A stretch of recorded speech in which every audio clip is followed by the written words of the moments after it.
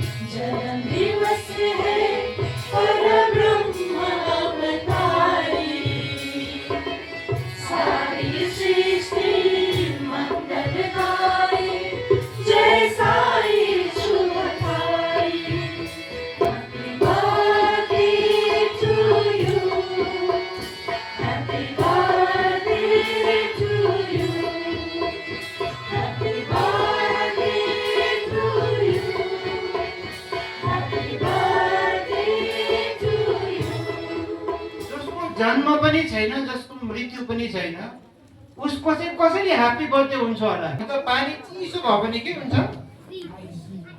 Ice हुन्छ नि, ice. अनि आइस हुँदाखेरि चाहिँ त्यसको के आउँछ? एउटा आकार आउँछ। कोही डल्लो होला, कोही च्याप्टो होला, कोही लामो होला, कोही काले होला, कोही गोरे होला। त्यो जब यसको आकार आउँछ, त्यसरी नै भक्तले पनि आफ्नो भक्तिको शक्तिले चाहिँ त्यो निराकारलाई चाहिँ के गर्छ अरे चिसो बनाएर चाहिँ आकार दिन्छ। त्यति बेला चाहिँ उहाँ रामको आकारमा हुनुहुन्छ, साईको आकारमा हुनुहुन्छ, कृष्णको आकारमा हुनुहुन्छ। एकछिन त हिउँको आइसको एउटा आकार देख्छ अरे, तर आइसलाई ततायो भने के हुन्छ?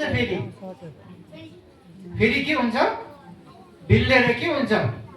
पानी नै हुन्छ। त्यसरी नै उहाँले भन्नुभयो, जब चाहिँ भक्तको हृदयमा चाहिँ ज्ञानको अग्नि, ज्ञानको ताप, ज्ञानको हिट जाग्छ, त्यो ज्ञानले चाहिँ त्यो हिउँलाई फेरि पगालेर, त्यो अवतारको स्वरूपलाई पगालेर फेरि के बनाइदिन्छ? समुद्र नै बनाइदिन्छ, उस नै बनाइदिन्छ।